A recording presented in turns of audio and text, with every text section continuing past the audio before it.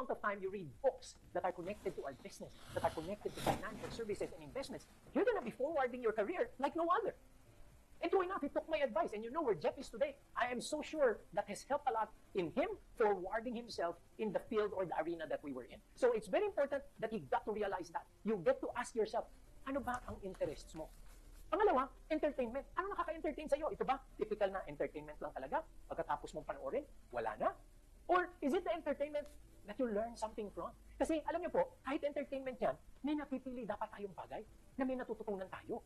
Hindi ba? Kaya po dito ha, wala pong halong biro. I was in PAMI. I led a fantastic group of people. They call us the ragtag team of Telam at that time. Kasi po, hindi kami masyadong alta sosyedad, hindi masyadong mataas ang mga ere ng mga tao doon. Very, very down to earth. Pero alam nyo, napansin nila, every time magkakaroon kami ng planning session, anytime magkakaroon kami ng provincial trip, kung sino man po ang nakakasama ko sa room.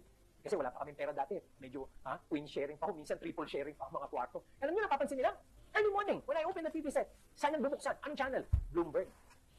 Kaya po yung mga bata minsan, bago sa kumpanya, nakakasama ko sa kwarto, nagtatanong, Boss Rex, ano yan? Hindi ba maganda umagang kay ganda na lang? Bakit? Puro numero yan, puro kung ano-anong report. But you see, I'm telling them, I'm interested to know what happened the night before. Habang natutulog